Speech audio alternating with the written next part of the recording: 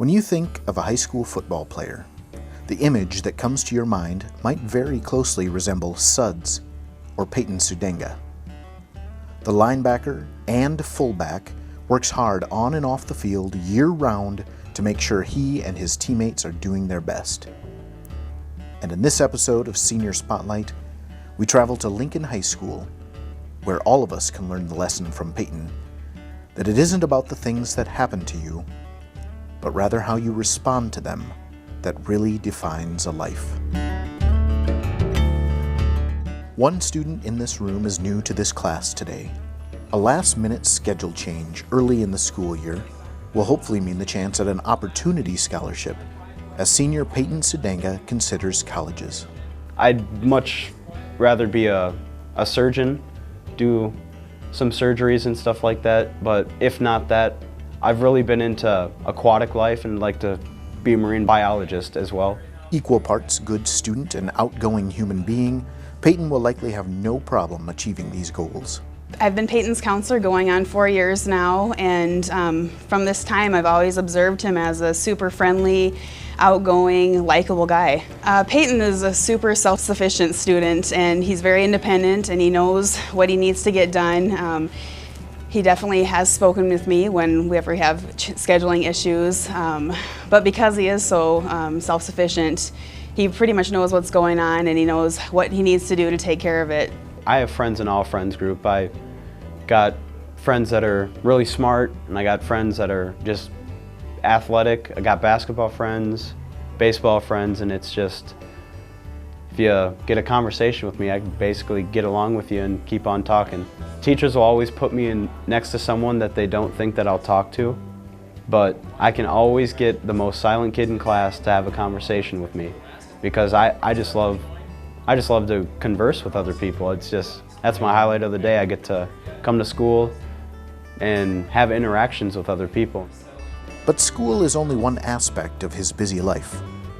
In fact, it's pretty well known that if anyone knows Peyton, they know that football is his passion, and pretty much everything he does year-round is to better himself for football, whether it's weightlifting, the weightlifting supplements he's really interested in. Any of those things are really working towards bettering himself. Oh yeah, I got started, I believe the starting age you could start was in 3rd grade. I used to always be an offensive lineman, so just never really knew what I was doing, but I love the sport and I love being coached. I went to Edison and still played offensive line, a little bit of D-line. And then high school, it all kind of shifted over because I wasn't really big enough to be like a defensive lineman. They still had me playing O-line, but that's when I got shifted into linebacker, which is now my primary position. At the beginning of the season, we had 7 guys really going hard both ways, and personally, I thought we had an amazing team. We had a great quarterback, and unfortunately, first game he tore his ACL again, coming from Wall when he tore his ACL back there too. But playing both ways, it's tough. I was trying to train for it, but I was never really expecting to be so exhausted, but you get used to it, and now we only have 4 guys going both ways to make it a little bit more easier for people to just really get better at doing one primary position instead of having to know a whole bunch. I've always wanted to run the ball, but I mean, I kind of do. I got moved to fullback, which blocking for the running back, and it's a little different getting thrown into an offense that I really haven't. I've always been an offensive lineman, so I somewhat knew the offense, but I didn't know much about the backfield and how that worked. So I'm still learning a little bit, but it's getting easier every day and it's fun. Yeah, we work hard on the football field and we hopefully win a championship. you could say that a full decade of playing football has led up to this year.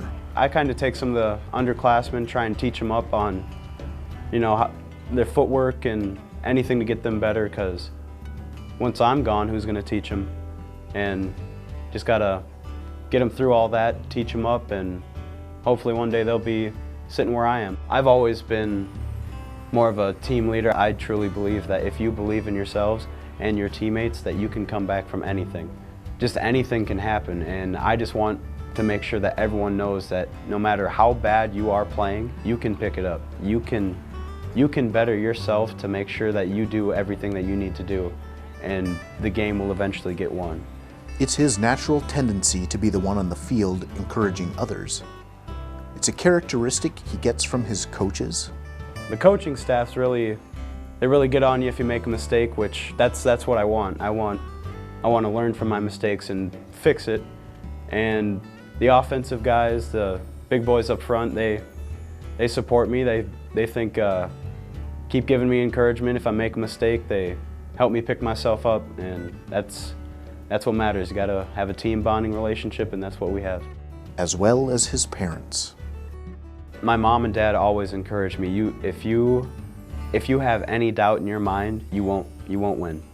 If you think, oh, I don't know if I'm going to pass this test, you won't pass the test. You have to truly believe that in everything in your body that you are going to achieve your goal. And my goal every time is to win. No matter if I play good, no matter if I play bad.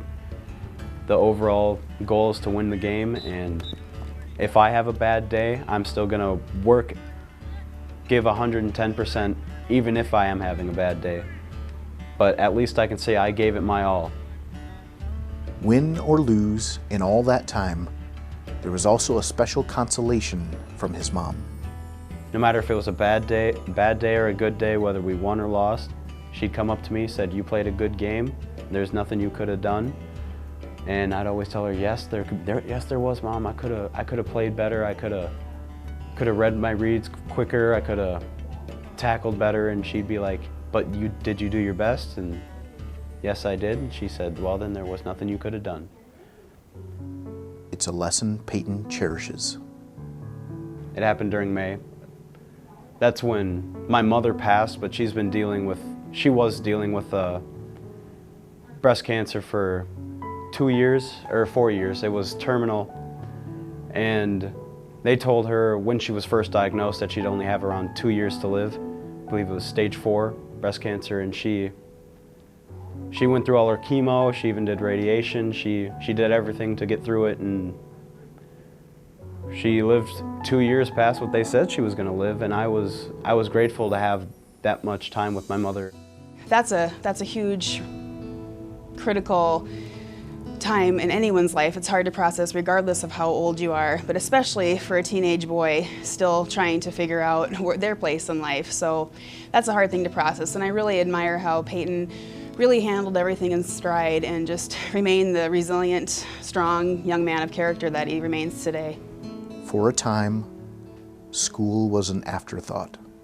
Towards the end, it got really bad, and I started to fall a little behind in school because they want you to do homework after school, but my mom needed to be taken care of, and that's what I did, and I wasn't really much to talk about it. I didn't want to tell other people what was going on because I don't want people to take too much time to worry about me because some teachers got a lot going on in their lives too, and I don't want to interfere with any of that. Once she got put into hospice, it just got really hard on me, and I just would go straight there after school, and I'd stay there for a little while, but it was hard to watch her in the state that she was in.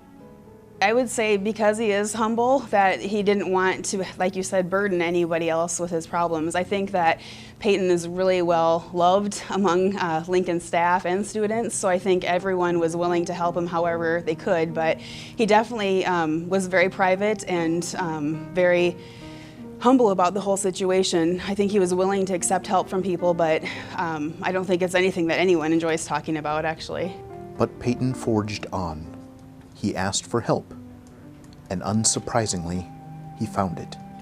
Once I told teachers, a lot of them were very understanding, and they'd let me turn stuff in late for full credit, and I eventually did get caught up and got good grades, and overall that's what my mom would have wanted. It helps that he's an excellent student too, So even during that rough time, he was able to bounce right back, and communicating with teachers really helped, and they were, like you said, more than understanding and flexible and willing to help him however they could. And naturally, his brothers were right there for him. the support I got from my football team was completely amazing. They picked me up in ways that are just unreal. It's hard to explain, but that's why we got such a strong bond. Love them so much. They told me this year, they said, this year isn't about a championship. This year is about winning for my mom. And that really got to me. The football team being like a core family for him. I think that people are reaching out, and I think he did feel the love. I think he is a leader on the team all along, but I think just feeling that love from all the players and the coaches and the teachers, I think it's just even coming back even full force, even more, just because of that turnaround. It's a shining example of holding each other up through the toughest times. They did surprise me. I think it was a media day where we kind of just have a little scrimmage against our own teammates, and afterwards we have a big meal, and they pulled me off to the side, and coach introduced all the coaches, coaching staff to everyone, and then a couple of guys got up and they started talking about me, and I kind of wasn't paying attention at first, and then I finally caught on to what they were saying, and I was like, oh, they're talking about me, and they gave me my helmet, and I saw the sticker on the back, and I was like, I was almost close to crying, but I gotta keep a hard face, some type of composure, and I couldn't say, the only words I could say was thank you, and I just hugged each and every one of them, and they all came around. We just had a big, gigantic team hug, freshmen, sophomores, seniors. It was pretty cool. Today, Peyton has his eyes toward the future, while firmly grounded in the knowledge of how he got to where he is. My dad and my grandparents, my aunts and uncles, they're almost at every game. And even though she's not physically with us, I know she's spiritually watching over us and cheering for me up there. And before each game, I just say a quick prayer, and I just tell her I love her, and watch over us and keep all of our players healthy and safe. And I don't know, it's just makes me feel better to talk to her right before a game and then go out there and play. She'd always be behind me. She'd text me before every game, tell me good luck, I love you, and to this day, right before every game, I look at those text messages and then go out and play.